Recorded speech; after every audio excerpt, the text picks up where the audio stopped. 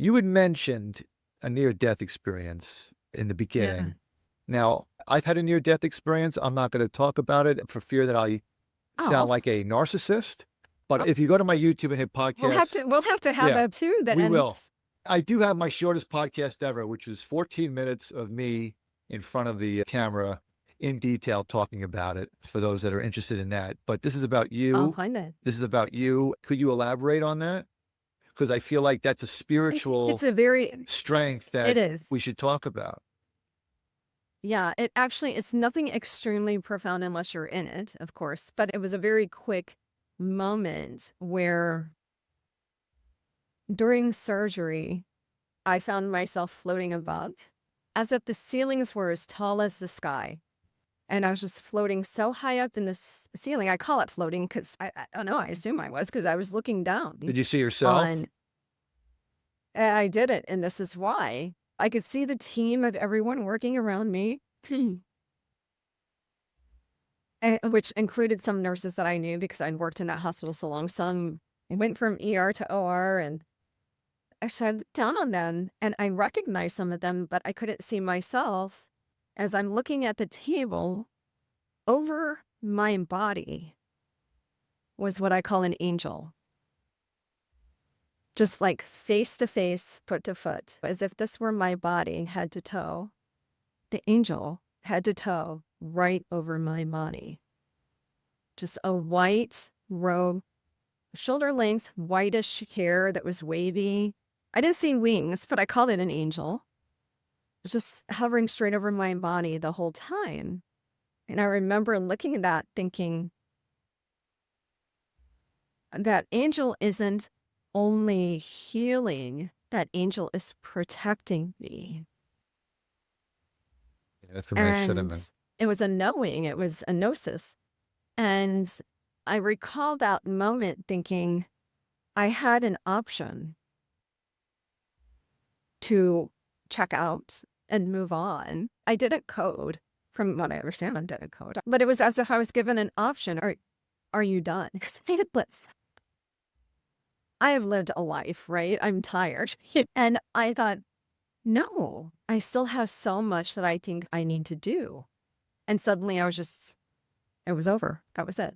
Curious, Next, one, next thing I know, I'm waking up in the ICU. So when you were given that choice, was there a feeling of home, like of, hey, if you do come, yeah, we yeah. know you're back home. There was no fear, Yeah. only just this beautiful feeling of home. I love that you said that. You have experienced this I had one. I'm just because saying.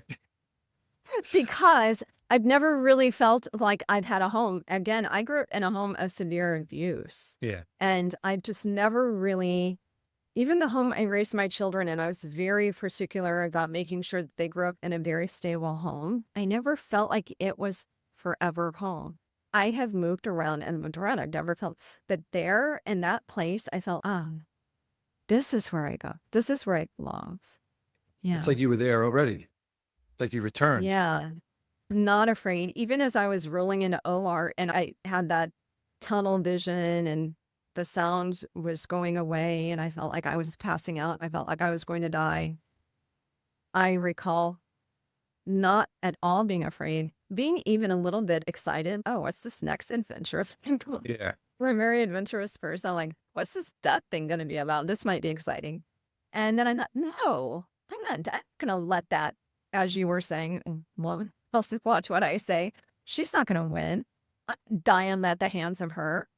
And then it just all the sounds and everything came back and the lights and then everyone had stopped the stretcher and I could hear my monitor and the monitor, the Yeah. sounds of the monitor. Yeah. And I could hear that. Oh, well, I know what that means. And because the stretcher stopped on the way to OR and everyone was just kind of, oh shoot, are we going to code her here? And then I was back. So I was fine. And then that near death, I guess I will call it. My heart didn't stop either. It took me 20 Yeah. years to It's an phrase. out of body Yeah, experience. Yeah. it took me 20 years to phrase it. If you were to travel, in your case, from California, that's right, Tam, you see, if you live in California? I do know. Yeah. Yeah. Yeah. You're leaving California and crossing Nevada and the East Coast. As you're Mhm. traveling, you're going to new places. You certainly feel time and distance. But at some point, if you're circling the globe, you're going to start to hit Hawaii and the Pacific. I mean, then before you know it, you're going to hit the Golden Coast and you're going to be back. And so as time is going, as you're making this journey, as you're getting older, at some point, things start to look familiar again. And that's kind of how I look at it. Yeah. I was there and I was home. But you know what? On my life journey, I was in France. If I'm supposed to circle the world, I still have a ways to go. And that's how I have Yeah. I tried to love that explain it to description. myself is you're back home, but you didn't take the long way. You're supposed to go around the whole globe to get back here. You're supposed to have your whole life. And anytime you cut it short is a tragedy. I'm blessed enough to Yeah.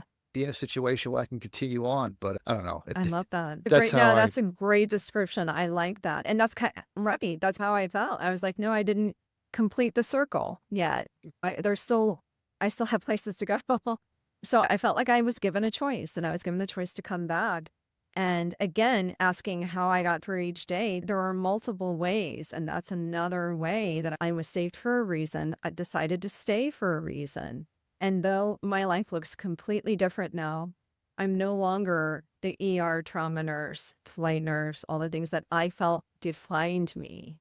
I am I have a new life and I can still define it however I want. The beauty of it is I have a blank slate. I can do what I want. And as I started my nursing career as a humanitarian, as somebody who went into mission work, now my mission is to protect healthcare professionals in the hospital setting. And